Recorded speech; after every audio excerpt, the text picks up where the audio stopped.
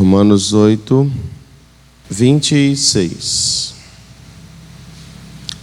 O texto diz: também o Espírito semelhantemente nos assiste em nossa fraqueza, porque não sabemos orar como convém, mas o mesmo Espírito intercede por nós, sobremaneira, com gemidos inexprimíveis. E aquele que sonda os corações sabe qual é a mente do Espírito, porque segundo a vontade de Deus é que Ele intercede pelos santos. Amém? Esse texto aqui é um texto que vai falar sobre a intercessão de Deus ao nosso favor. Nós sabemos que que Jesus é o nosso intercessor, é o nosso advogado, é o nosso intermediador, como diz o apóstolo João nas suas pequenas cartas, que se nós pecarmos, nós temos um advogado. A palavra advogado significa intercessor ou intermediador. E também fala que o Espírito Santo, ele intercede por nós com gemidos ou com um clamor incapaz de ser expressado por palavras humanas. É isso que significa inexprimível, inexpresso. Então, nós vemos aqui, estamos nesse tempo, num tempo em que nós estamos falando sobre as doenças da alma, porque apesar de nós entramos no mês de outubro, né? E setembro passou tão rápido que não deu nem para a gente abraçar ele. E nós chegamos já no mês de outubro, e nesse outubro nós vamos estar falando um pouco sobre o cuidado com a saúde, principalmente da mulher. E a mulher na Bíblia representa o quê? A igreja. Então, se você é igreja, você precisa se cuidar. E se é o outubro rosa, né? Nós estamos campanha no Brasil aí, e em alguns outros lugares também, falando sobre essa questão da campanha contra o câncer de mama, não é isso?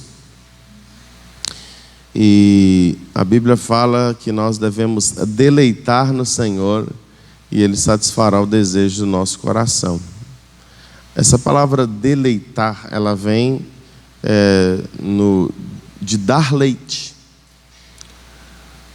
É quando uma mãe, ela pega o seu bebê, ela coloca em seu colo e ela o amamenta. Então, se deleitar no Senhor está relacionado a você estar se alimentando daquilo que tem no Senhor. Então, Deus, ele tem um seio no sentido de aquilo que alimenta os seus filhos. No coração de Deus, a vida, flui alimento que dá a vida. A criança, ela amamenta do leite materno, principalmente até os 6 meses de idade, por causa de que aquele alimento ali, a medicina diz que é o principal alimento para a criança. Ela serve para a saúde da criança em todos os sentidos, todas as áreas da sua saúde física. Então, o alimento que Deus nos dá, esse texto de Salmos 37, ele fala sobre se deleitar no Senhor, beber, se alimentar daquilo que há no coração de Deus, né? E falando em outubro rosa, essa questão do câncer de mama, uma das coisas que vai trazer também cura sobre nós, não somente no âmbito físico, mas também no âmbito espiritual, é nós estarmos nos alimentando daquilo que procede do coração de Deus, daquilo que procede do peito do Senhor. Aleluia! Mas nós estamos falando aqui também sobre essa questão do setembro amarelo, ainda estamos nesse processo e queremos meditar sobre a questão das enfermidades na alma. E às vezes as pessoas elas ficam tão perdidas nas suas incertezas, nas suas dúvidas, nas suas rejeições, nos seus problemas, que elas esquecem que existe um Deus, que existe um advogado que pode levar, que pode julgar a causa dela. Existe um Espírito que é santo, e esse Espírito Santo, segundo o texto que nós lemos aqui, o versículo 27, fala que aquele que sonda os corações, ou seja, Deus, ele sabe qual é a mente do Espírito. Espírito com E maiúsculo na Bíblia é Espírito Santo. Todas as vezes que você lê Espírito na Bíblia com E maiúsculo, está falando do Espírito Santo. Então, aquele que sonda mentes e corações, no sentido geral, ele sabe qual é a mente, o que está, em outras palavras, qual que é a intenção do Espírito. E porque, segundo a vontade de Deus, é que o Espírito Santo ele intercede por nós. Às vezes as pessoas elas vão pedir ao Espírito Santo para interceder por elas alguma coisa segundo a sua vontade própria. O Espírito Santo ele só vai levar para Deus aquilo que for na nossa vida a vontade de Deus. Às vezes eu estou orando, Deus faça isso para mim, aí o Espírito Santo vai orar totalmente contrário. Não, Senhor, ele está precisando é disso não, ele está precisando é disso aqui. Então o Espírito Santo ele sempre vai orar à vontade de Deus. Ele sempre vai interceder por nós para que nós venhamos viver e fazer a vontade de Deus. E quando é que o Espírito Santo ele ora por nós? Quando nós oramos em outras línguas, é uma das formas. Então a oração no Espírito, a oração na linguagem dos anjos, na linguagem do céu, é a oração que o Espírito Santo ele conduz a Deus para nós. E também quando nós clamamos, Espírito Santo, leve para, como diz a canção da Fernanda Brunet, leve para Deus tudo aquilo que eu preciso. Use as palavras que eu necessito usar, mas não consigo. O Senhor sabe das minhas fraquezas, o Senhor sabe das minhas necessidades, o Senhor sabe daquilo que eu preciso. Então eu clamo ao Senhor. Me conduza à vontade do Pai. Me leve ao centro da vontade do Pai. Então, nós temos aí 2 intercessores para nos ajudar nas nossas fraquezas, nos nossos momentos de dificuldade, nos nossos momentos de tribulação. Ao contrário do que o nosso estudo ele vai orientar no que nós estamos aprendendo aqui, que é a intercessão aos mortos, a intercessão a imagens, a entidades espirituais. E Jesus, a Bíblia, ela condena essa prática de intercessão. Ela só fala que existe, nós lemos semana passada, em 1 Timóteo, capítulo 2, versículo 5, que só existe um mediador entre Deus e os homens, que é Jesus Cristo, o homem. Só existe um intercessor. Na realidade, somando e falando em números, é o Espírito Santo e Jesus. Eles são os advogados, eles são os intercessores. Mas em se falando de Deus, é um só. Então, não tem essa questão de eu vou orar a um santo para que esse santo leve a minha oração até Deus. Eu vou fazer um voto para tal para tal santo ou para tal imagem, para que essa me leve a minha causa diante de Deus. Isso aí não é o que a Bíblia nos ensinou, o que as doutrinas bíblicas nos conduzem. Se você precisar de levar alguma coisa, nós devemos sempre doutrinar esse mundo dessa maneira. Você não precisa ir até terceiros, você pode ir diretamente até Jesus. Você não precisa de alguém que interceda por você a Jesus, sendo que o Espírito Santo já faz isso. Você não precisa de um outro ser humano que morreu e que pseudonicamente foi canonizado segundo a doutrina dos homens. Não, nós cremos que apenas o Espírito Santo e Jesus, eles são os nossos intercessores. E nós podemos clamar por eles em todos os momentos da nossa vida. Amém? Nós falamos aqui no livro de Apocalipse, capítulo 18, versículo 4. O Senhor dando direção para que venhamos sair, fugir da Babilônia, fugir dessa cidade, desse lugar, dessa igreja que é cheia de abominações, que é cheia de blasfêmias, que é cheia de doutrinas que não são segundo a vontade de Deus. Então, o primeiro ponto que nós falamos foi que ela mudou a verdade de Deus, né? na sua doutrina. Eles têm 7 livros a mais na sua Bíblia e acréscimos no livro de Daniel e no livro de Esther ainda. E o Apocalipse, capítulo 22, versículo 18 e 19, vai falar que ai daquele que tirar ou acrescentar algo nas palavras dessa profecia. E Romanos capítulo 1, versículo 25 fala que os homens, eles mudaram a verdade de Deus em mentira, adorando e servindo a criatura ao invés do Criador. Infelizmente é o que essa igreja, né, que nós estamos estudando há um bom tempo, ela tem feito. As pessoas estão servindo, se prostrando, adorando, porque prostrar é o sentido espiritual de adorar. Elas estão adorando a criatura ao invés do Criador. O primeiro mandamento que o Senhor ele dá para que não seja feito lá no livro de Êxodo, capítulo 20, para que não se faça adoração de imagens, não se faça nenhum tipo de idolatria. E nós vemos, infelizmente, essa igreja ensinando as nações, ensinando os povos da terra o uso dessa prática, né, de adorar a imagens de pessoas do céu, da terra ou de debaixo da terra. E nós vemos aí um cumprimento de uma desobediência dos princípios que o Senhor nos deixou. Então, o primeiro ponto é esse. Infelizmente, eles mudando a imagem, a verdade de Deus, nos 10 mandamentos lá, só estou dando uma recapitulada para a gente entrar aqui no nosso ponto.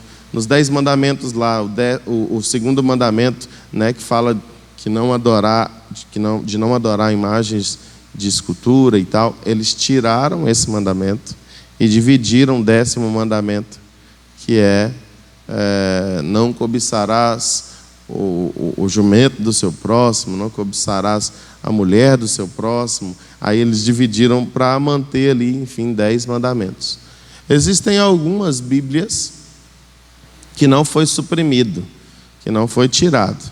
E aí é o que às vezes é pior ainda, que está lá para eles lerem, mas eles foram tão cauterizados em sua mente com relação ao engano que eles não conseguem sair daquela doutrina. E é tão interessante que as pessoas que vivem nessa religião, é praticamente uma religião que passa de pai para filho, né? Eu conheço várias pessoas que não saem de jeito nenhum do catolicismo, porque eles falam, não, meu pai viveu a vida inteira nisso. Minha mãe, é uma desonra para minha mãe, para o meu pai, se eu sair, se eu me converter à lei dos crentes, né? Vai ser algo assim absurdo na mente deles. Então é algo mais voltado para agradar o homem do que para agradar a Deus. Alguém já viu pessoas que agissem dessa maneira?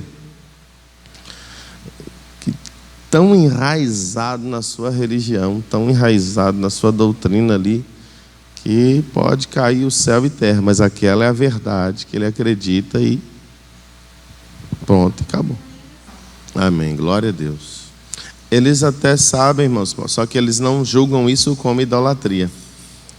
Porque uma das coisas que mais, infelizmente, o evangélico bate nos católicos é com relação à idolatria. E aí eles sabem sobre essa doutrina, né? Mas eles falam que não é idolatria, é apenas uma honra, é respeito, é consideração e tal. Então, assim, a Bíblia fala lá no livro de 1 Coríntios, capítulo 4, eu não lembro o versículo, que o Deus desse século cegou o entendimento dos incrédulos para que não lhes resplandeça a luz do Evangelho da glória de Deus. Então, não é só uma religião, é uma cegueira.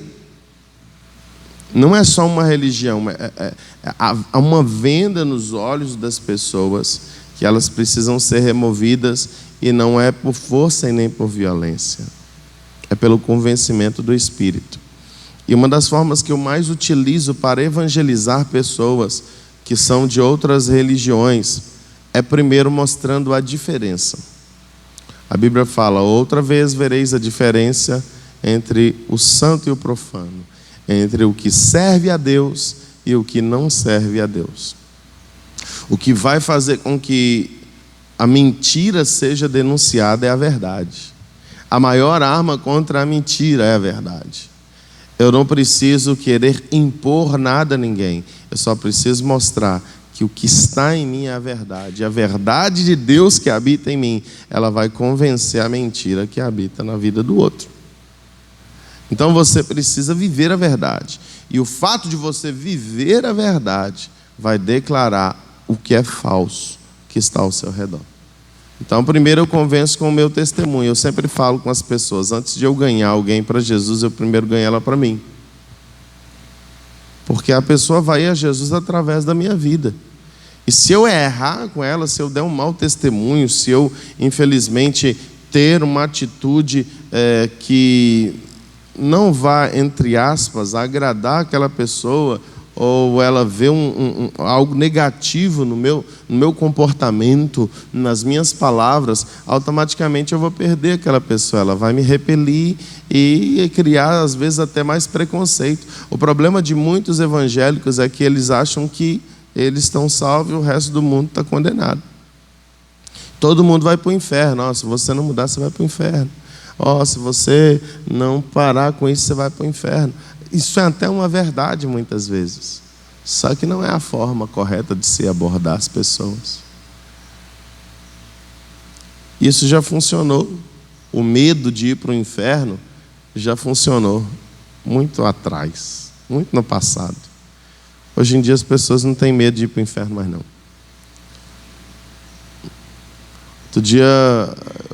Isso já aconteceu comigo várias vezes.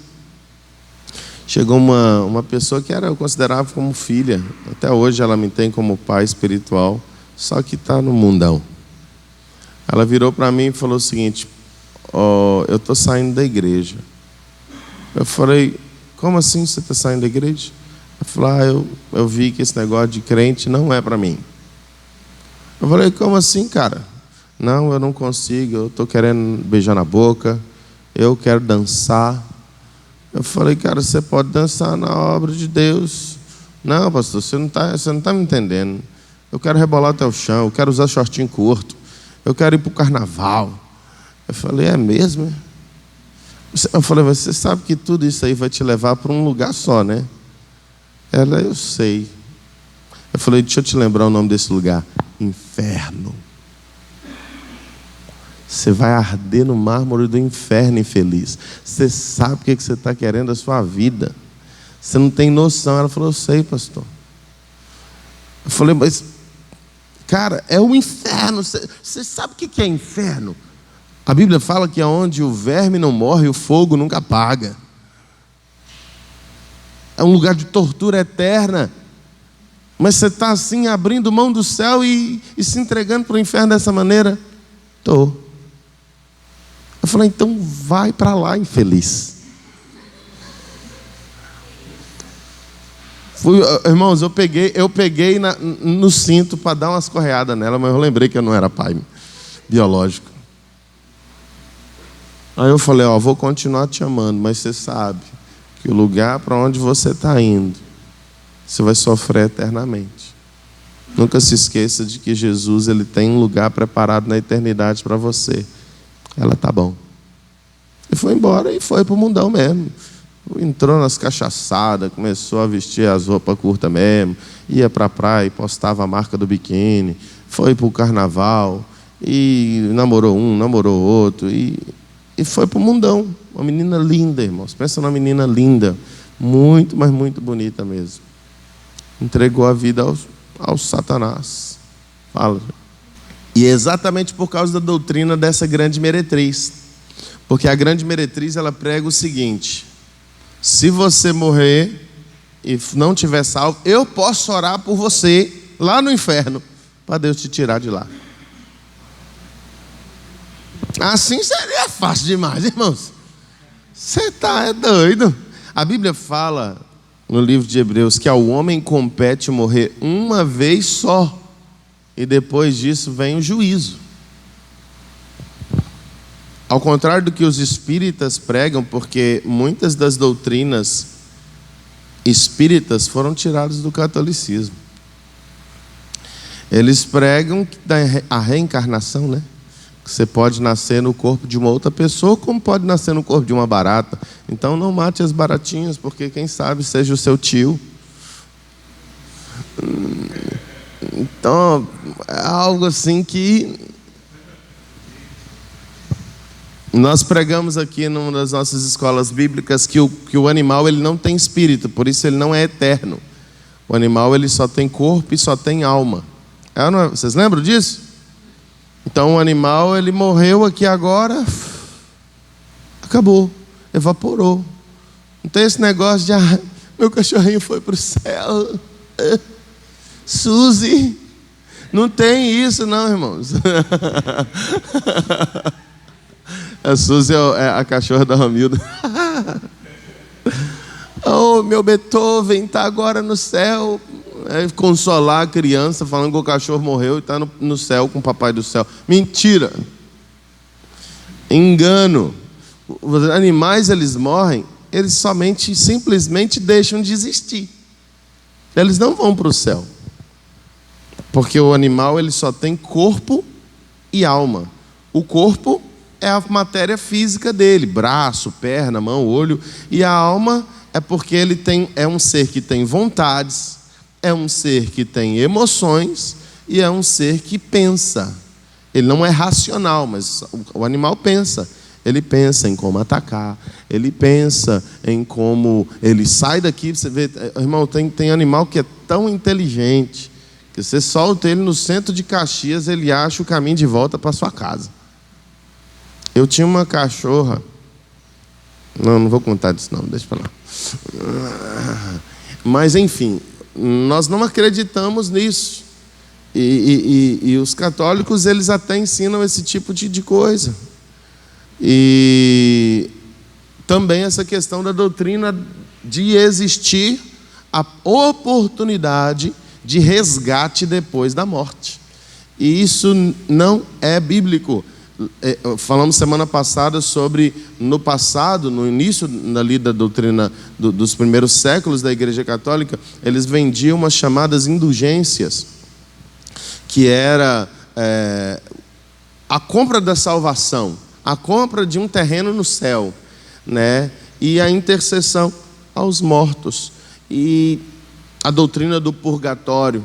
Purgatório não existe, você não vai encontrar na Bíblia sobre isso, mas na Bíblia católica tem. Então é algo que vai contra o princípio bíblico que o Senhor ensinou. Quem morre hoje em Deus vai para onde? O seio de Abraão, fica na terra esperando o julgamento. O que vocês acham? Vai direto para o céu? Onde é que fica?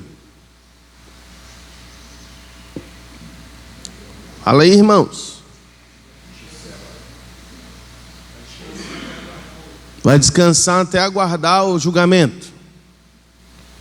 Seria isso, irmãos? Quem acha que é isso, fala bem.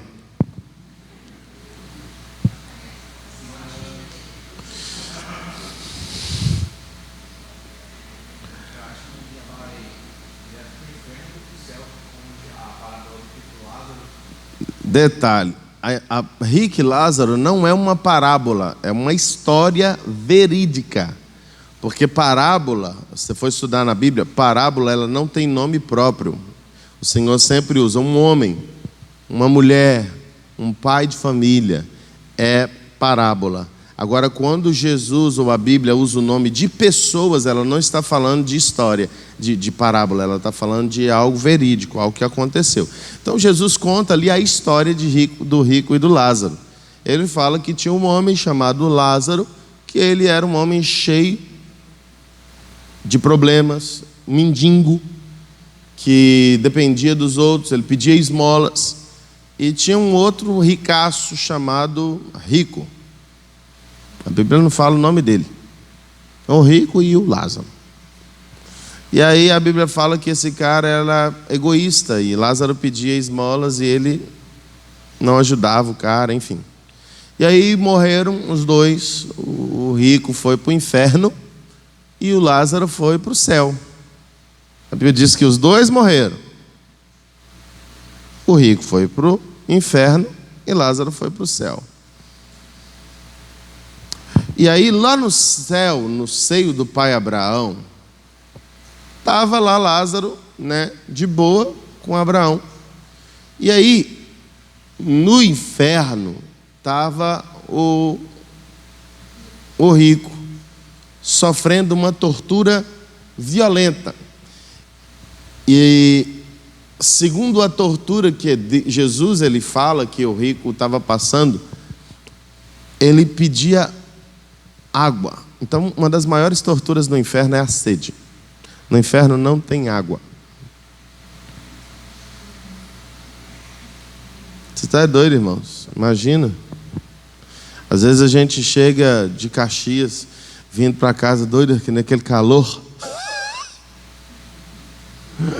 E aí imagina um inferno onde não é só calor, é fogo eterno. E aí o rico pede para Abraão, fala: pai Abraão, pede para Lázaro molhar a ponta, irmão, molhar a ponta do dedo dele e deixar gotejar na minha boca. Ele não pediu um copo d'água, ele não pediu um litro de Coca-Cola, ele pediu uma gota d'água.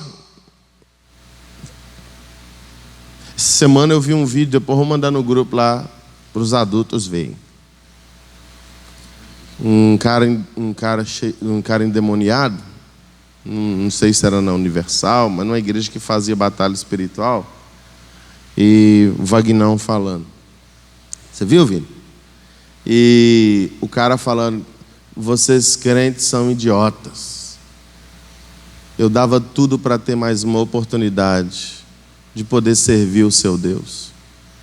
Eu lavaria o chão da igreja com a minha língua só para ter mais uma oportunidade de estar no lugar onde seu Deus está, porque eu já estive lá e eu não tenho mais chance de voltar para lá.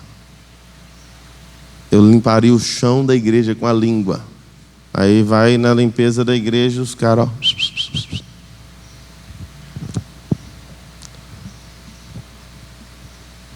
ou ele falando de limpar a igreja, ele falou que não queria pregar, ele falou que eu queria só limpar a igreja, nem que seja com a minha língua.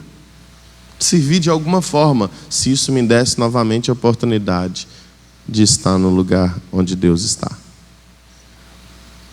Então, os demônios no inferno, eles sofrem demais, irmãos. O Deus deles é Satanás. Quem morreu vai para o inferno. No inferno existem várias torturas. Ao contrário de que muitos pensam que é só queimar eternamente, ou só ter bicho te mordendo a pessoa, torturando a pessoa eternamente. Existem vários tipos de tortura. Uma delas é a sede. Eu não vou entrar nesse mérito hoje. Qualquer dia desse eu dou um estudo aqui sobre o inferno. Algo assim, bem básico. Eu tenho um estudo sobre o inferno. Mas esse lugar onde Jesus estava falando foi o lugar antes da sua ressurreição.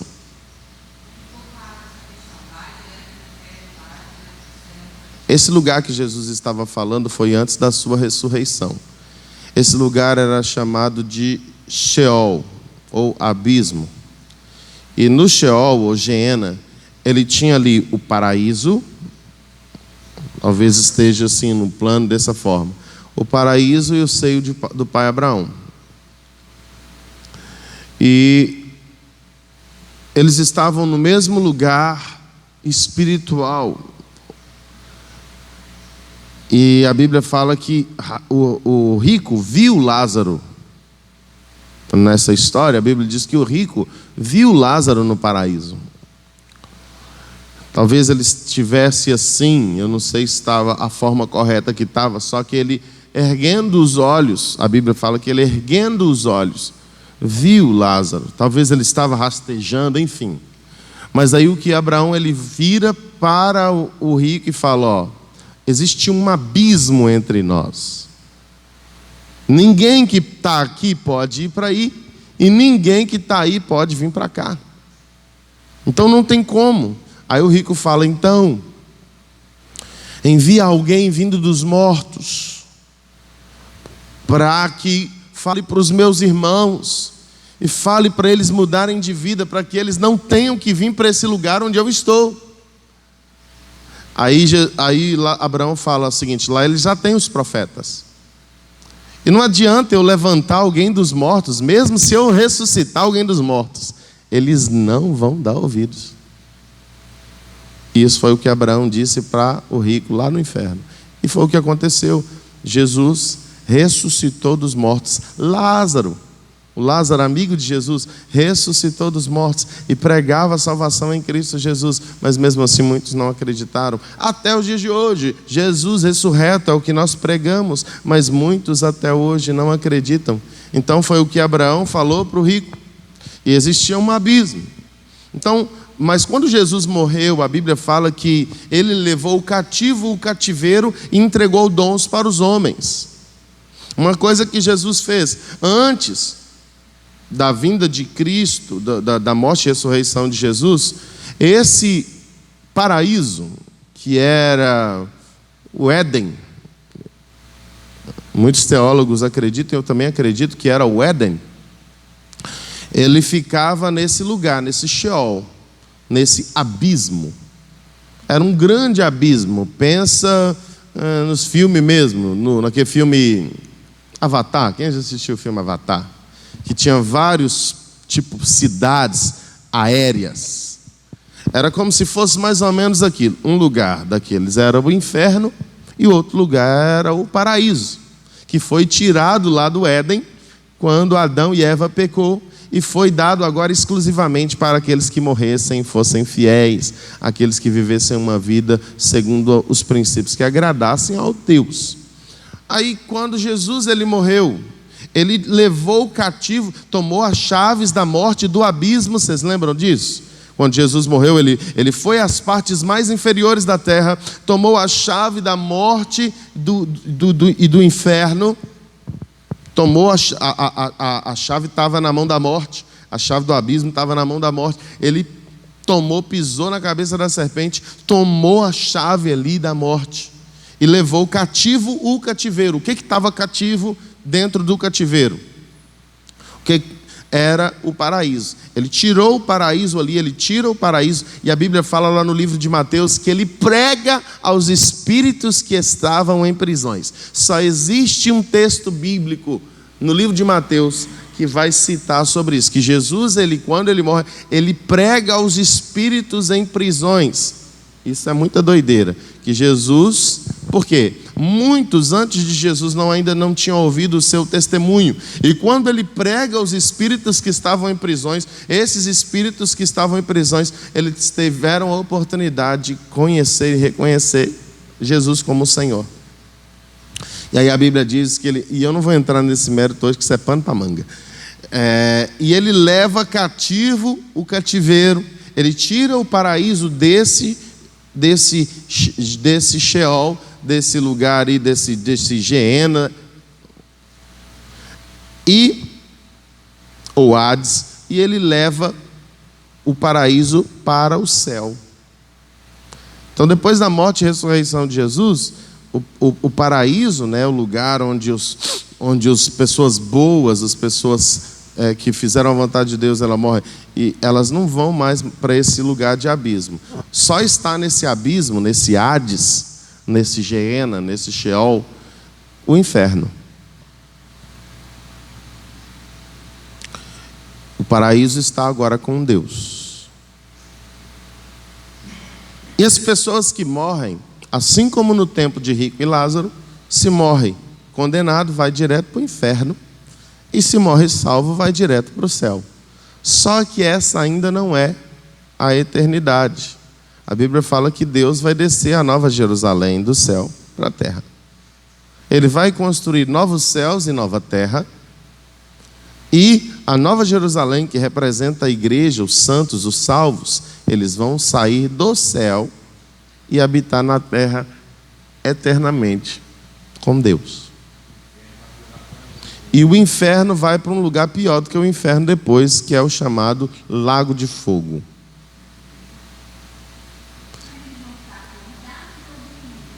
Todo mundo acordado.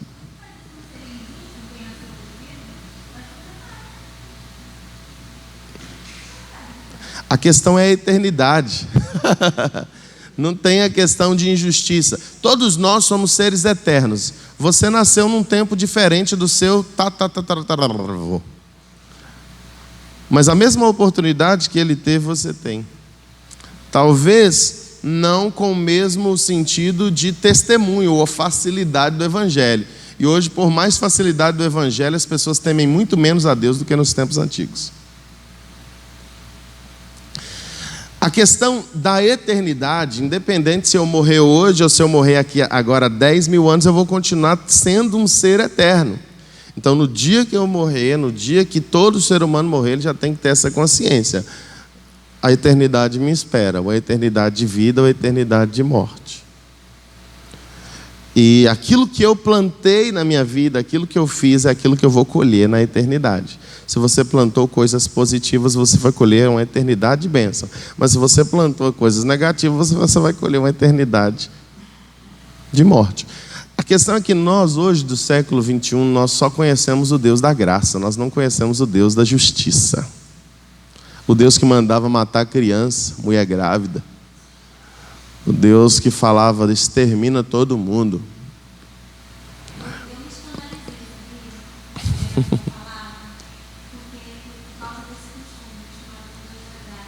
Nós servimos o Deus da graça, e a graça, às vezes, que nos foi pregada é uma graça banal. É uma graça que, você pode continuar na sua vida de pecado, uma hora Jesus vai te pegar, você vai aceitar Ele, nem que seja no último dia da sua vida.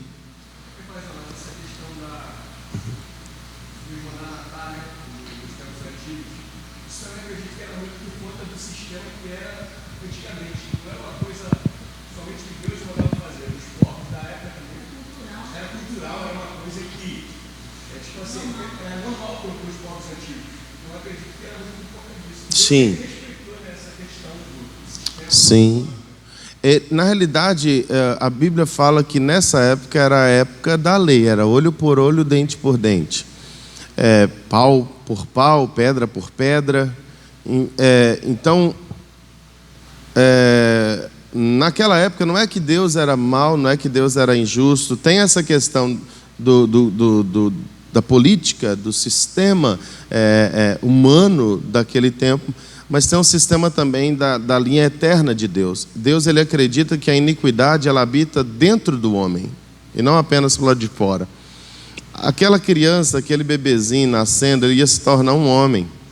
Vamos usar a história aí de Agar e Ismael. Os islamistas, Deus permitiu com que ela vivesse. Deus permitiu com que a criança que estava no ventre dela não morresse por amor a Abraão. Mas quem são os islamistas hoje? São o terror da humanidade. É o povo mais ruim da face da terra. Deus que me perdoa. Oi? Ainda é. Ainda é. Foi os caras que mandaram os homem-bomba. Até hoje eles creem. os islamistas, eles creem na questão da morte, a morte como algo bom. E não somente na morte deles próprios, mas eles matar os outros é algo bom. Eles pensam, quanto mais pessoas eu matar, maior é a minha herança no além. Eles pensam o seguinte: eu vou dar a minha vida como mártir para Alá, para Maomé. E quanto mais pessoas eu matar, mais mulheres eu terei na eternidade. Essa é a doutrina, irmão. Eles aprendem assim. Por isso que você vê as crianças do tamanho da Juju ali, com um fuzil de todo tamanho na mão. Eles nascem aprendendo a matar pessoas. Isso porque uma mulher foi deixada viva, grávida. Naquele tempo, as mães implantavam dentro dos seus filhos. O seu pai morreu e foi um israelita que matou. Então a sua missão de vida é matar os israelitas. Está entendendo? Então Deus, ele falava o seguinte: ó, essa mulher que eu estou mandando matar, ela está grávida, parece ser cruel, mas ela que vai ser quem vai matar os seus filhos no futuro, se você deixar ela viva hoje. Porque Deus, ele vive, ele habita na linha da eternidade. Ele não olha só o agora. Talvez para você agora, você olha ali na rua lá, é um nenenzinho. Mas Jesus fala: tá vendo esse nenenzinho? Esse vai ser o maior traficante do Vai Quem Quer.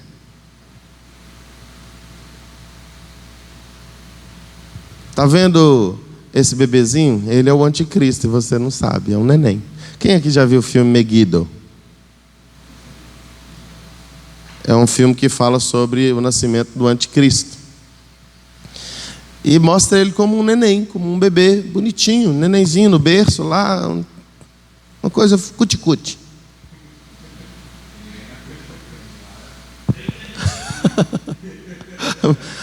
Depois ele se tornou o maior inimigo de Cristo na terra.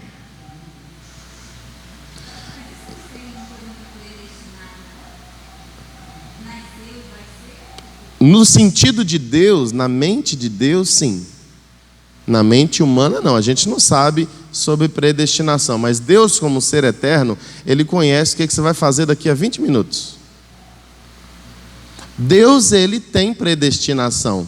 No sentido de Ele conhecer e saber o futuro de todo mundo. Agora, o ser humano, nós não temos essa capacidade. Nós não sabemos qual vai ser o nosso destino daqui a 10 anos. Nós não sabemos qual vai ser a nossa, mas o nosso destino será determinado pela nossa obediência aos planos de Deus. Deus escreveu uma história para cada um de nós. A Bíblia fala lá no Salmo 128. Os seus olhos me viram ainda substância informe. E estavam escritos no seu livro todos os dias da minha vida, sem que nenhum deles ainda existisse. Então, Deus, Ele escreveu uma história para cada um de nós. Outro dia eu falei sobre isso aqui, eu achei tremendo esse entendimento que Deus deu. Mas, eu tenho o livre-arbítrio de escolher viver a história de Deus para mim, ou viver a minha própria história. Você acredita que era desejo de Deus, o plano eterno de Deus, Adão e Eva ter comido da árvore proibida? Ele criou, ele falou o seguinte: não come dessa árvore, porque se você comer, você vai morrer. Eles escolheram ouvir a voz da serpente e não dar ouvidos à voz, ao plano de Deus para eles. Então, apesar de existir uma história escrita de Deus ao nosso respeito, Ele nos dá o livre-arbítrio em escolher viver com Ele, não por obrigação, mas por honra, por amor. Então, essa questão da predestinação, eu acredito na predestinação e na pré-eleição dentro do coração de Deus, não como uma doutrina humana. Ele é o único que vai saber. Ele é o único que vai saber quem vai se converter ou quem nunca vai se converter. A Bíblia chama o Judas de o filho da perdição, como uma pessoa que na linha da eternidade de Deus nasceu para negar Jesus e para morrer. Para negar não, para trair Jesus. Dentro do coração de Deus. Mas a mãe de Judas não sabia que ele que ia trair o Filho de Deus. Os discípulos nenhum sabiam. Por isso, tanto é que quando Jesus falou, um de vocês vai me trair, eles começaram a perguntar, vai ser eu, Jesus? Eles se colocaram no bolo. João virou para ele e disse, Jesus, vai ser eu? Eles não foi igual Pedro, não, jamais te negarei, irei contigo até a morte, né? Jesus virou para Pedro e falou, Pedro, eu já te vi lá. Antes que o galo cante, você vai me negar 3 vezes. Você está falando que não vai comigo até a morte, você vai ser o primeiro que vai me deixar. Então, dentro da mente de Deus, só Deus que é onisciente, só Deus que é onipresente, só Deus que é onipotente. Não existe nenhum ser no universo que tenha onipresença, onipotência e onisciência. Na onisciência de Deus, Ele sabe de todas as coisas, presente, passado e futuro. Na mente de Deus, o Amargedon já aconteceu. Na mente de Deus, Ele já sabe, por isso que está escrito no Apocalipse aqui, porque a Bíblia também é um livro eterno. Já está determinado que o diabo vai perder e Ele sabe disso. Ele sabe, não adianta eu fazer nada, eu vou perder. Então, eu poderia cruzar os meus braços e desistir dos meus planos. Mas eu vou fazer o seguinte, eu vou até perder, mas eu vou levar o máximo de gente para perder junto comigo. Porque Deus sabe que o Satanás sabe que o plano de Deus é salvar a humanidade. E ele sabendo que o plano de Deus é fazer uma humanidade salva, uma humanidade santa, ele é o opositor, um dos nomes de Satanás é opositor, adversário. Satanás, diabo. Ele se opõe a Deus, ele se opõe aos planos e aos propósitos de Deus. Na verdade, ele ganhou esse nome, né? Ele se opõe aos planos de Deus. Deus quer salvar e ele quer fazer perder. Deus quer curar e ele quer jogar na doença. Deus quer abençoar e ele quer amaldiçoar. Deus quer resgatar e ele quer fazer o cara se perder, a pessoa se perder. Então ele é o oposto de todos os planos de Deus. E às vezes, pelo seu engano, como nós falamos, pela sua cauda, ele engana e seduz as pessoas. E para isso ele se mostra até como anjo de luz. Você já viu aquela série? Já viu não, né? Tomara que não. Mas aquela série da Netflix, Lúcifer. O cara é um cara filé, boa pinta, bonitão, só aparece sem camisa, musculoso, charmoso, sabe conversar, sabe ganhar no papo. Eles mostram Lúcifer, que é Satanás, eles nem chamam de Satanás, eles chamam de Lúcifer, como um ser bom, um cara que foi vítima da escolha de Deus, que ele até se arrependeu, mas Deus aqui não quis perdoar ele, que ele não é tão mau assim. E essa série, ela está ensinando e doutrinando a mente das pessoas. Ela está doutrinando a mente das pessoas a achar que o lado de Satanás não é um lado tão ruim assim. Não sei se vocês lembram da história que eu contei aqui uma vez, eu até ouvi ela do Cláudio Duarte, da eleição. Que o cara morreu e ele tinha direito de passar uma noite no céu e uma noite no inferno. Vocês já viram essa história? Quem não viu? Quem não ouviu? Ele tinha direito de passar uma noite no céu e uma noite no inferno. Ele chegou lá no inferno, meu irmão, com uma mulherada, aquelas mulheres com o seio tudo de fora, né? Tudo bonitona, e tinha cervejada. Ele chegou lá e encontrou um monte de amigo dele. Rapaz, vocês estão aqui? Nós estamos aqui, vamos tomar uma. E era uísque, Red Label, Chili Pepsi, só que as bebidas top. E aí eles chegou lá e o diabo lá chegou abraçando ele. Rapaz, seja bem-vindo ao inferno. Ele falou: rapaz, eu achei que o inferno era um lugar assim, né? Cheio de fogo, gente gritando. Eu falei: nada, rapaz, tentaram te enganar. Aí, beleza, terminou a farra toda, viveu na mulherada, na bebedeira, usando droga, dançou a noite toda, festejou a noite toda, passou as 24 horas na farra, nem dormiu. Chegou no outro dia, veio um anjo e falou: agora está na hora de você ir para o céu.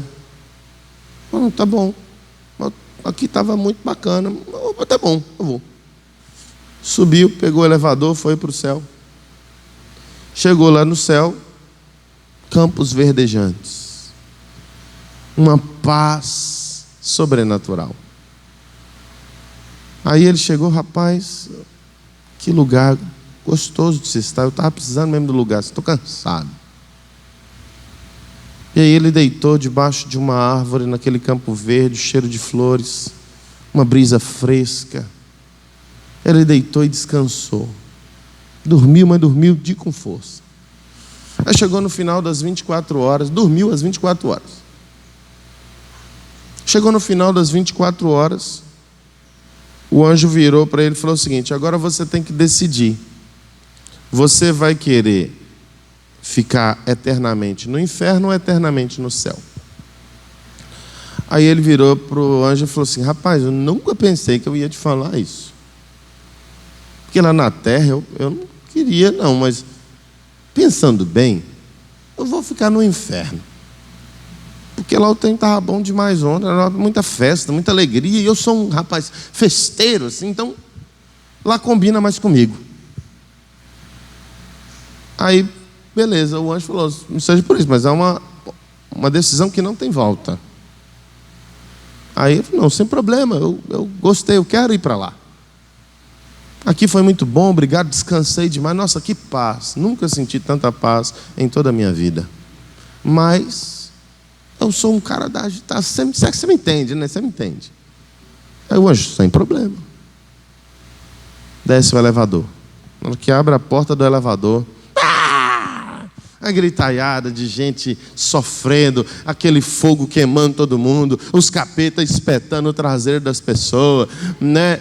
E o povo gritando: pelo amor de Deus, me ajuda! E chega o capitão lá com um chifrão todo tamanho, um tridente, uma cauda violenta, né? Tudo feio, deformado, aquele monte de demônio sai arrastando ele: pelo amor de Deus, onde é que eu estou? Onde é que eu estou? Falando: você está no inferno.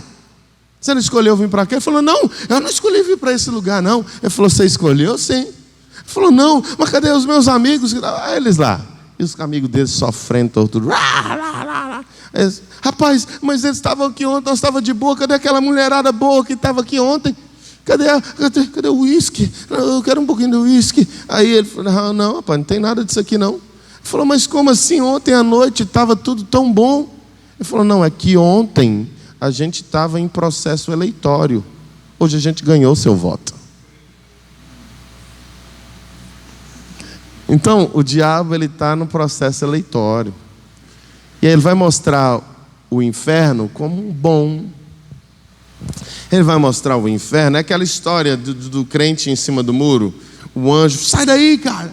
Desce daí, vem para cá. Aqui é o lugar da salvação. E o diabo do outro lado do muro, de braços cruzados, só olhando para ele. Agora, por que você não está falando nada, diabo? É porque o muro é meu. Só o fato de você estar em cima do muro, você já está fazendo a minha vontade. Então, o diabo ele vai enganar, ele vai seduzir, ele vai tentar mostrar que o lado de fora, o lado do inferno, a porta larga ela é muito mais fácil de passar. O caminho largo é muito mais fácil de andar. No caminho estreito é muito mais fácil de você tropeçar. No caminho estreito é muito mais fácil de você se cansar. E aí o diabo mostra, né? Bebedeira, as comidas da Babilônia. E aí quem não tem maturidade vai ser seduzido e enganado por isso. E aí as pessoas, elas pensam que depois de passar por toda uma vida errada, por toda uma vida de vícios, de prostituição, elas morrem e elas ainda têm a oportunidade de ser salvas. Eu fico assim, naquele naipe, quando eu vejo um velório de alguém que era todo errado e a pessoa fala, descansou, foi para o céu, agora está com Deus. Sabe de nada, inocente. É triste, irmãos. Uma das coisas mais tristes para mim é fazer sepultamento de quem não é cristão. Eu uso esse sepultamento para ministrar para as pessoas. Gente, valorize a sua vida. Sirva a Deus. Mas eu não falo que a pessoa, né, por educação, nunca vou falar para a pessoa estar no inferno agora.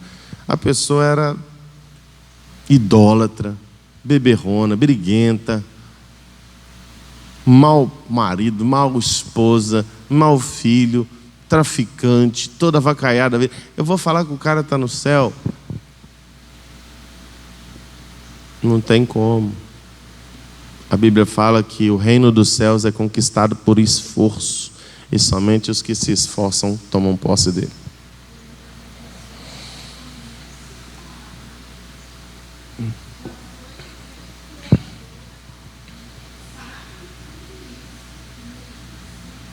Sim. É o que eu falei, nós estamos no tempo da graça. Os crentes de antigamente, eles eram, nossa, mano, colocava a gente no chinelo de crente que eles eram. Era oração fervorosa e constante, era meditação na palavra constante. Não perdia um culto, uma vigília, um monte, um tempo de adoração a Deus. Era evangelismo direto. Era um temor a Deus no que vestir, em como se comportar, no que comer, no que ver na televisão. Hoje em dia, irmãos, o crente se veste igual ao mundo, come a comida do mundo, vê o que o mundo vê, ouve o que o mundo ouve. E para eles nós estamos na graça. É a graça.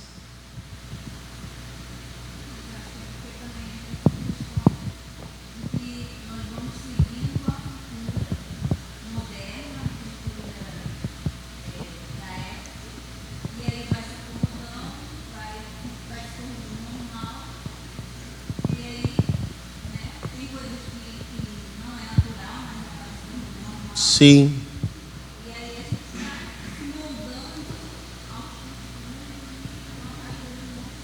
Infelizmente, hoje a gente vê o mundo dentro da igreja. É só você abrir a internet que você vai ver homossexuais participando da dança profética no altar. Homossexuais, não é só quem tem trejeito, é gay mesmo. Outro dia eu estava vendo um povo numa igreja dançando o Singularity da Beyoncé no culto, com salto alto. Nasceu homem, mas acha que é mulher.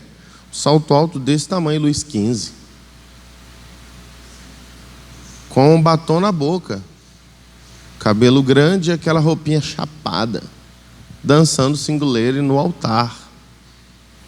Quantas, irmãos, às vezes o Paulo Júnior, ele é doido. Não sei se vocês conhecem o Paulo Júnior. Tem um pregador aí que ele é meio doido nas coisas que ele fala, mas ele tem razão. Infelizmente nós estamos vivendo, essas as palavras dele, nós estamos vivendo a pior geração de crentes de todos os tempos. Fala, Romildo.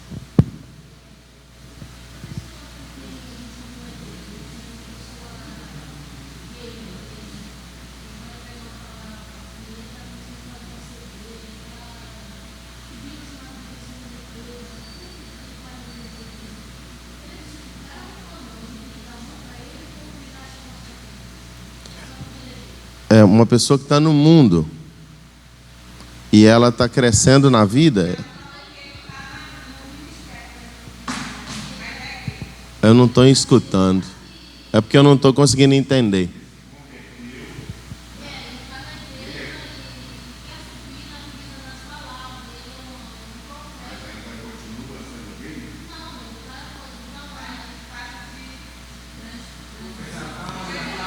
Está em fase de transição.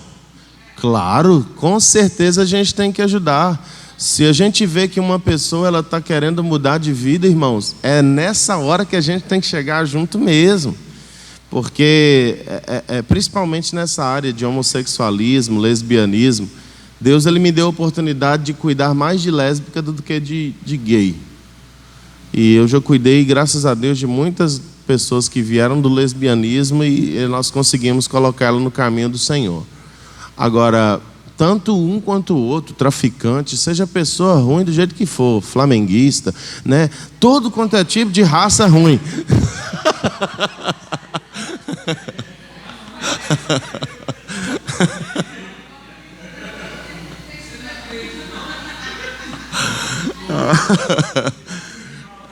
É possível. É possível converter, sim. É possível a gente fazer com que essas pessoas elas cheguem mais rápido no propósito. Porque muitas vezes o que faz com que essas pessoas não alcancem o objetivo da salvação é a rejeição. Elas estarem sozinhas, elas estarem sem apoio da família, sem apoio da igreja, sem apoio da sociedade, no sentido da mudança. Às vezes a sociedade não apoia a mudança deles para o lado errado, mas também muitas vezes não apoia a mudança para o lado certo.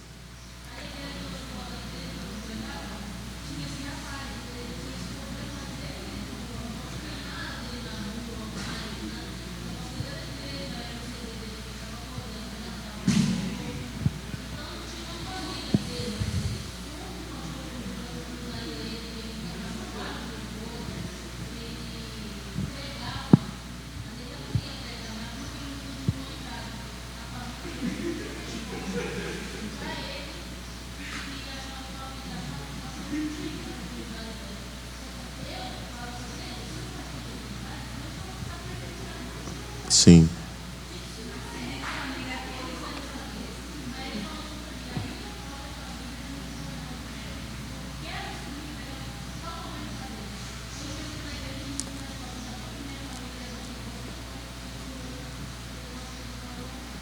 Tudo tem a ver com discernimento também. Eu não vou colocar uma pessoa no altar se eu sei que ela está em processo de libertação.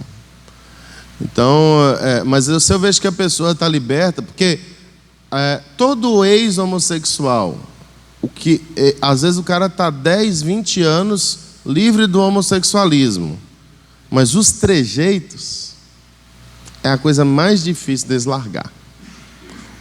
O jeito de sentar, o jeito de se comportar. Pensa num povo que sabe sentar certo, né? Coluna retinha, irmão. Então, pensa o jeito de se comportar, o jeito de mexer com as mãos. Isso às vezes melhora, mas dá ainda para ver. Tem uma igreja que eu conheci há pouco tempo. Irmãos, lá tem gente demais que veio do homossexualismo ou ainda que está e está tentando lutar contra. Eu achei lindo assim a forma de Deus enviar esse tipo de gente para aquela igreja. Mas aí até o líder tem meio assim que uma sensibilidadezinha no se comportar. Mas ele é um homem de Deus. É uma pessoa assim que foi resgatada por Deus para isso. Então assim, nós não podemos desprezar ninguém, irmãos. Nem gay, nem homossexual, nem lésbica, nem traficante, nem vascaíno, quer dizer, nem um tipo de pessoa que vem errada. As escolhas erradas das pessoas, a gente tem assim, que ajudar elas, né, irmão?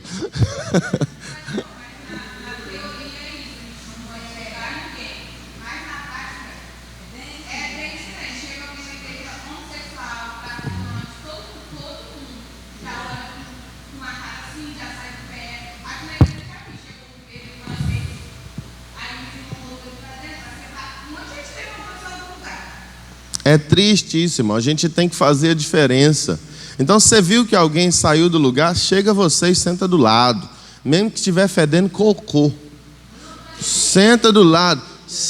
Nós temos que abraçar. Irmãos, o meu menino, o Igor, quando ele era mais novinho, ele não podia ver um bêbado na rua que ele queria que a gente fosse até o bêbado, porque eu tinha costume de abraçar os bêbados. Teve uma vez que eu acho que eu até contei esse testemunho aqui, que eu voltei para casa, eu tive que lavar a roupa e tomar banho, de tão fedendo que o cara estava, de tão fedorento que ele estava, mas independente, eu ainda dei um abraço. Teve um dia que eu dei um beijo, uma vez que eu dei um beijo na cabeça de um morador de rua.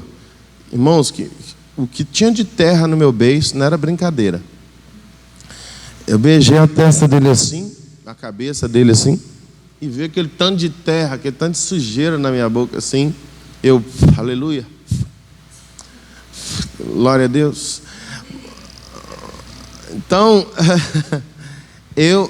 a gente deve acolher todos os tipos de pessoas. O preconceito é algo que não vem de Deus. As pessoas preconceituosas, não achem elas que elas receberão herança no reino do céu. Exatamente. Nós não podemos, irmãos, a igreja Morifé, a doutrina do pastor, da visão que nós temos, é de acolher todo e qualquer tipo de pessoa. Não é só receber, deixar entrar, é acolher. É dar atenção, oferecer auxílio, oferecer ajuda, oferecer apoio, né? Porque essas pessoas, como o Nene falou, elas já são rejeitadas demais. E muitas delas chegaram na vida que estão exatamente por causa da rejeição. E elas não saem da vida que estão exatamente porque não tem quem a acolha.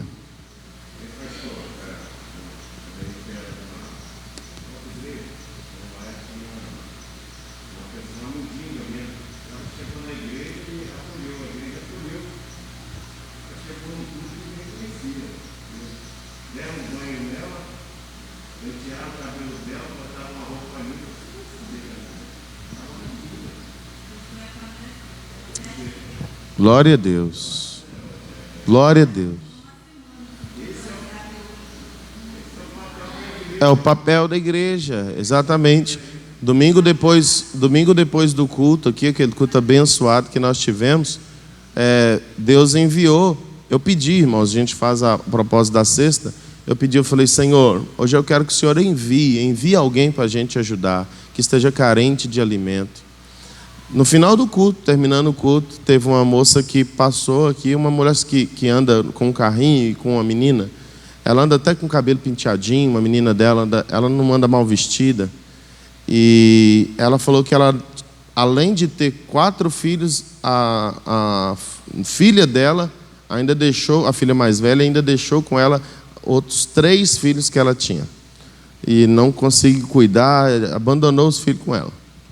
E aí ela falou que ela não estava podendo para sair fazer as reciclagens dela durante o dia, e ela estava saindo à noite. E aí à noite ela estava passando aqui, diz ela que tinha passado direto. E algo tocou no coração dela, entra lá e pede ajuda. Aí ela veio aqui, eu falei com ela, ó, Deus, Ele respondeu a minha oração através da sua vida. Eu pedi para Deus te enviar para cá. E aí nós fomos e acolhemos, abracei ela, orei por ela, ministrei o coração dela, cantei para ela. E dei para ela, cheguei, trouxe ela aqui na sexta e falei, você pode pegar tudo que você quiser, até tudo se você quiser. E aí ela foi, pegou, ministrei, eu falei, vamos, eu quero não só te dar alimento natural, eu quero te dar oportunidade de transformação de vida. E aí eu convidei ela para estar vindo aqui, falei com ela para ela estar vindo. Ela falou, pastor, eu vou vir, nem que seja colocando os meninos tudo dentro do meu carrinho de reciclagem. E assim, eu falei, o problema das pessoas que a gente ajuda é que às vezes elas só vêm atrás da ajuda, mas não volta atrás do ajudador. Aí eu falei com ela, não procure só ajuda. Ajuda a gente sempre vai ter para te dar, mas também busque o ajudador. Fala, Sueli.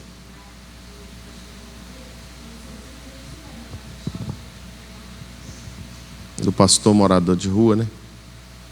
do pastor morador de rua, pastor Luiz.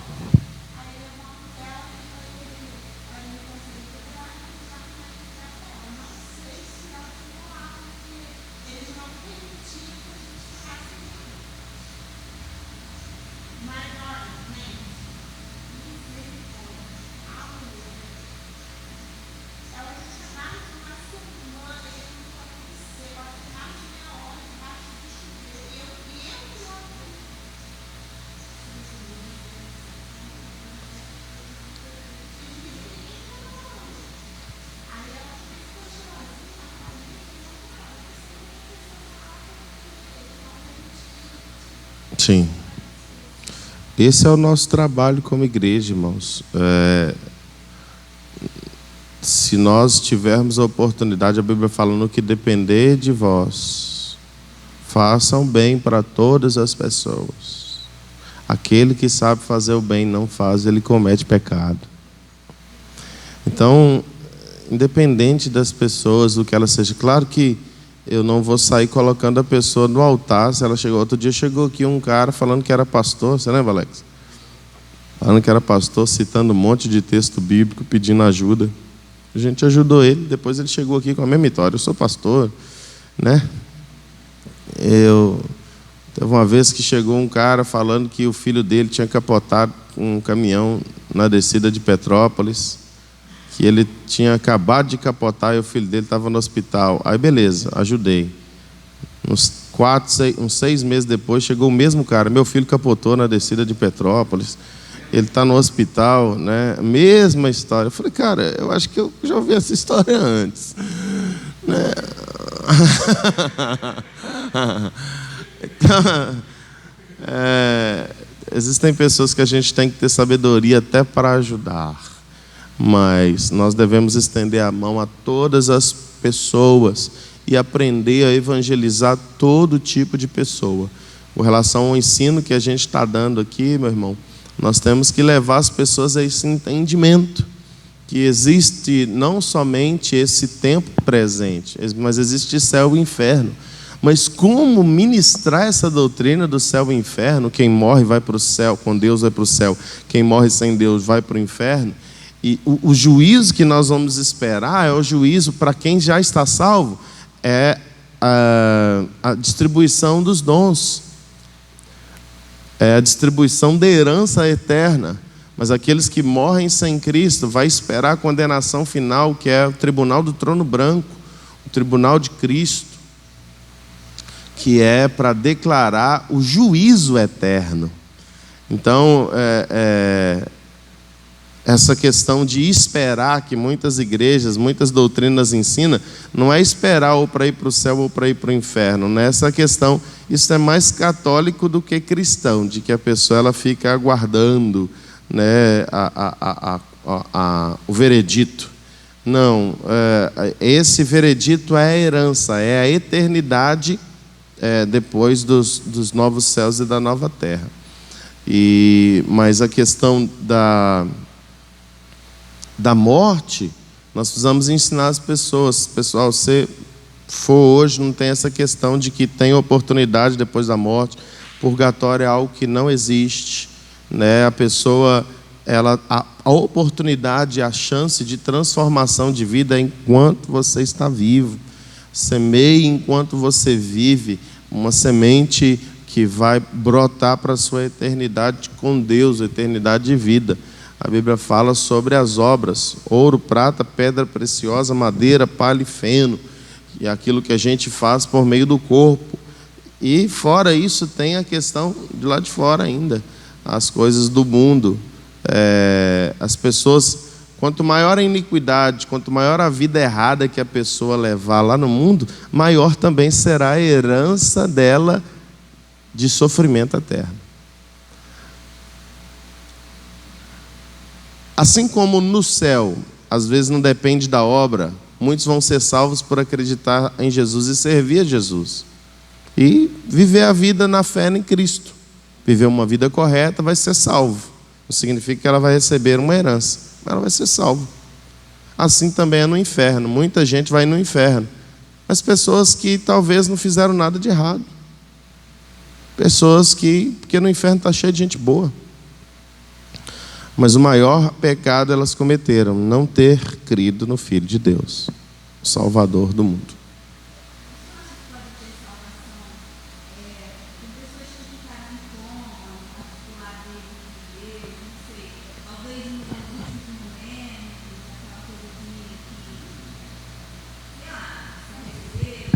Eu acredito na possibilidade, eu não acredito nem 100% dos casos. Porque muitas pessoas, às vezes, na hora da dor, aceitam Jesus só por medo ali do inferno, ou pregaram para mim a vida inteira: ai meu Deus, estou morrendo, vou para o inferno. Ai Jesus, eu te aceito, né? Mas pode acontecer assim como aconteceu com o ladrão na cruz. O ladrão na cruz, ele reconheceu seus pecados, se arrependeu, reconheceu Jesus como Messias e aceitou o seu castigo. Não foi somente: eu aceito Jesus no meu último fôlego de vida. Não foi isso apenas. Então, muitas pessoas que aceitaram Jesus no último fôlego de vida, a gente vai ter surpresa de não vê-la no céu. Mas muitos que aceitaram, a gente vai ver lá. Então, a gente prega, né? Se a pessoa aceitou Jesus pelo último fôlego de vida, a gente fala amém, glória, acredita. Mas eu não dou certeza para ninguém que a pessoa está salva ou não. Existe muito crente que morreu sem pedir perdão, com rancor no coração, que viveu a vida inteira na igreja, mas com rancor no coração. A Bíblia fala que se eu não perdoar o meu irmão, Deus também não me perdoa. E sem perdão não tem salvação. Automaticamente essa pessoa viveu a vida inteira na igreja, mas com o coração amargurado, vai para o céu e chega lá, não tem a porta aberta.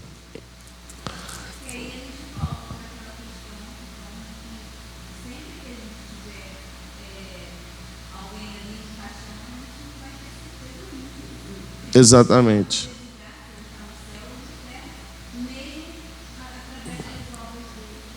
Exatamente.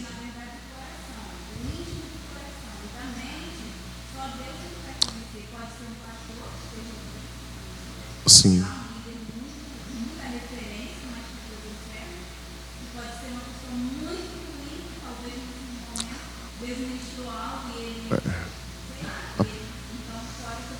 A palavra fala que a gente vai ter muita surpresa, né, no céu. A Bíblia fala que os filhos do reino serão lançados nas trevas exteriores e as pessoas estrangeiras sentarão na mesa com Abraão, Isaque e Jacó. Mas a Bíblia fala que a árvore ela se conhece pelos seus frutos. Ontem a gente estava numa ministração e várias pessoas mesmo ministrando. E Deus ele me deu o dom de discernimento de espírito. Às vezes eu olhava para um, Espírito Santo falava: aquele ali está assim, assim, assim, assim. Aí eu olhava para o outro, o Espírito Santo falava: aquele assim está assim, assim, assim, assim. E de repente chegou um rapaz, que ele estava esperando lá no canto, quietinho. E aí ele nem pegou o microfone. Na hora que ele entrou, eu falei: quem tem o dendê, dá para ver. Né? O cara nem falou nada. Aí na hora que ele começou a falar, a ministrar, A gente via que fluía do rapaz simplicidade, fluía vida. Então a árvore, ela se conhece pelos seus frutos. Muitos a gente vê e fala, não, esse cara aí não tem como. Mas até esses, talvez a gente tenha uma surpresa. Mas é muito mais fácil a gente identificar quem tem mais possibilidade de alcançar a vida eterna do que quem não tem. Então, a gente precisa orientar as pessoas sobre isso. Essa doutrina que a grande meretriz ensina sobre a oportunidade de salvação depois da morte, não existe. A gente precisa entender que... e outra, eu não estou pregando aqui, irmãos, contra... Eu queria deixar bem claro. Eu não estou aqui pregando contra contra pessoas. A gente está aqui estudando e entendendo sobre doutrinas, sobre enganos. Porque muitas vezes uma pessoa está na igreja e ela pode estar enganada. Talvez existem pessoas no nosso meio que estão aqui achando que está indo para o céu, mas vivendo uma vida de engano. Não por causa daquilo que se prega, às vezes, mas por causa da vida que ela leva. O fato de ir para a igreja não traz salvação. Ser igreja é o que vai nos levar à vida eterna. Ser lavado e remido no sangue do Cordeiro. Viver uma vida casta, pura, santa e sem defeito. Viver uma vida de relacionamento com Deus. Viver uma vida longe do pecado. Viver uma vida de paz com todas as pessoas. Porque sem paz com as pessoas e sem vida de santidade não tem como ver Deus. Aí às vezes a pessoa ela acha que porque ela está vivendo uma vida de santidade ela vai ver Deus. Mas ela é uma pessoa que não se dá com os outros. Tem problema com um monte de gente. Não adianta eu viver em santificação e eu viver em guerra com meu irmão. Não haverá salvação. Não haverá salvação. Seguir a paz com todos e a santificação. O apóstolo João, se eu não me engano, fala: como eu posso dizer que eu amo a Deus que eu não vejo, se eu aborreço meu irmão que eu vejo? Ao passo que o meu amor a Deus é revelado pelo meu amor às pessoas. O meu relacionamento com Deus, ele também será determinado pelo meu relacionamento com as pessoas. O quanto que as pessoas veem de Deus em mim e o quanto que eu consigo transmitir de Deus para as pessoas é o quanto de Deus eu tenho. Então, nós precisamos viver uma vida baseada na palavra. E essa vida baseada na palavra é que vai trazer evangelização para a nossa geração. Às vezes a pessoa ela quer pregar para o descrente, quer pregar para o religioso, mas a vida dela mesma não dá esse testemunho. Ela quer condenar todo mundo, sendo que está uma trave no olho dela, querendo tirar o cisco do olho do outro. Então o Senhor, Ele quer que nós venhamos aprender primeiro. A Bíblia fala que aquele que está... Eu tenho falado muito desse versículo ultimamente. Aquele que está de pé, cuide para que não caia. Quem é sujo, suje-se mais ainda. Quem é limpo, limpe-se mais ainda. E nesse processo de nossa limpeza, nessa nossa purificação, nós devemos com amor e com verdade, baseado nas doutrinas bíblicas, levar a palavra de Deus para aqueles que estão vivendo uma vida de engano. O inimigo tem enganado muitas pessoas, inclusive dentro da igreja. E é fácil a gente identificar quando as pessoas elas estão vivendo, às vezes, uma vida de engano. Você não consegue sentir Deus. Você não consegue sentir, nossa, Deus falou comigo. Deus está ministrando ao meu coração. Eu aprendi, eu recebi, eu pude sentir. Às vezes você vai e volta vazio. Você chega perto da pessoa e ela não consegue transmitir para você o dendê. Então, irmãos, busque o dendê e deixe o menino rodar. Amém? Então hoje nós falamos aqui um pouco sobre essa questão da doutrina do purgatório, de que é uma mentira, e nós entendemos que a vida eterna e a intercessão que o Senhor ele faz para nós só cabe a Ele. Não tem outro santo, outro ser no mundo que pode levar as nossas causas a Deus, senão o Espírito Santo. Até para um pastor orar por você, ele ora a Jesus, para que Jesus leve. Até para um ministro do Evangelho, ele vai clamar a Jesus em favor de você, ao Espírito Santo ao seu favor. Então não é algo que vem de nós, vem de Deus. Amém? Glória a Deus. Alguma pergunta?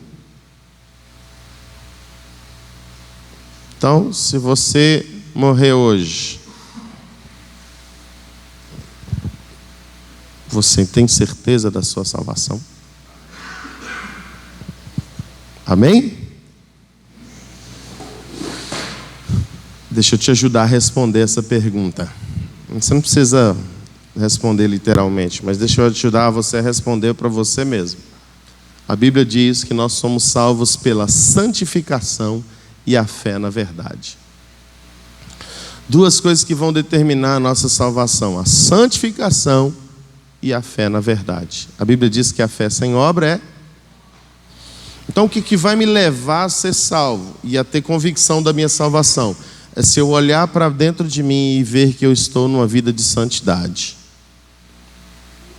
Primeiro ponto.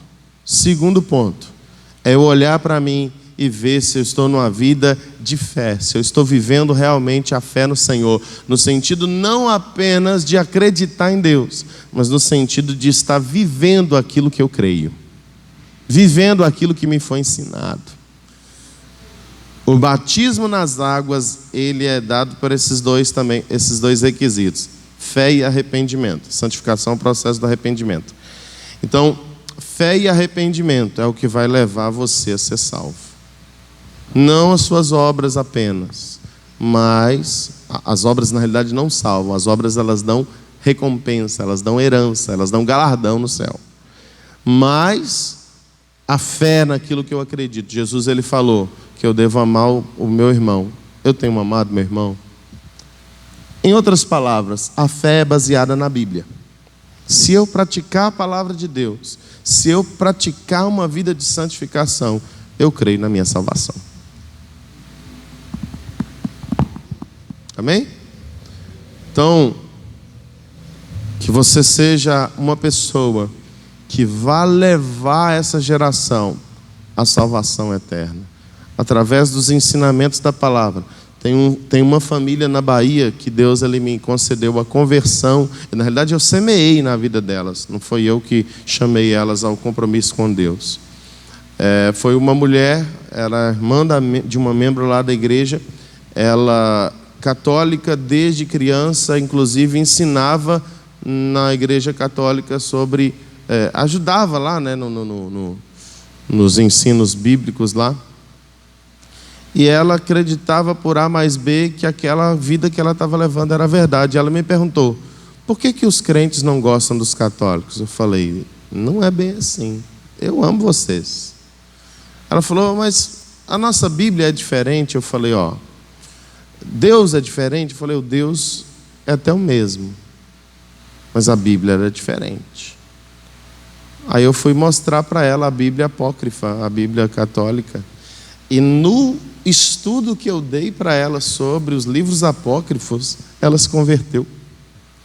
Ela se converteu através dela veio o marido, veio os filhos dela. Hoje eles são praticamente pastores auxiliares de uma igreja na Bahia. O que convence da mentira é a verdade. Então, se você pregar a verdade, o Senhor vai usar você para salvar muitas pessoas do engano. Amém? Deus te abençoe. Vamos orar. Pai, eu quero te agradecer por essa manhã. Obrigado, Senhor, por teu amor e graça. Obrigado pela vida de cada pessoa que está aqui. Obrigado porque o Senhor tem nos ensinado e nós aprendemos contigo, com a sua palavra, a cada dia mais. E que o Senhor possa nos conceder graça, Pai, para não somente ouvir a tua palavra, como o Tiago diz, ou ser um ouvinte esquecido, mas um praticante. Ajuda-nos a viver em santificação. Ajuda-nos a viver em paz com todos. Ajuda-nos a viver uma vida na palavra. Nos ajuda, Senhor, no poder do teu santo nome, a sermos o luzeiro do Senhor para essa geração, a resgatar o perdido, a convencer o confundido. Ajuda-nos, Deus, a ministrar as suas verdades, a entendê-las, para que nós possamos ter estratégias, para que nós possamos ter sabedoria. Dá-nos sabedoria para levar o seu evangelho à nossa família, aos nossos familiares, aos nossos irmãos, aos nossos amigos, ou a qualquer pessoa que o Senhor nos enviar. Dai-nos a unção de evangelistas, capacita-nos, ó Pai eterno, para que não somente venhamos fugir do engano, mas que nós sejamos destruidores do engano na mente das pessoas e no coração delas.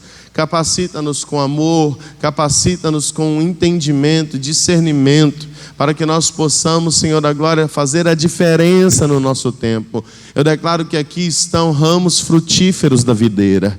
Eu declaro que em nome de Jesus as nossas vidas sejam, Pai, como um canal de vida e salvação para a nossa geração. Obrigado pela vida de cada um dos seus filhos aqui. Que o Senhor os abençoe hoje e sempre. Em nome de Jesus, dê-nos um dia abençoado. Dê-nos um culto hoje à noite abençoado, diante da Tua presença, debaixo do Teu poder e da Tua graça. Que nós venhamos nos mover para mais perto da Tua presença. Obrigado por tudo que o Senhor tem feito e obrigado por tudo que o Senhor vai fazer. Em nome de Jesus. Amém. Glória a Deus. Você pode dar um aplauso a Jesus Cristo? Aleluia. Hoje o nosso culto de Santa Ceia. Venha preparado para adorar o Senhor, para receber também mais o Senhor.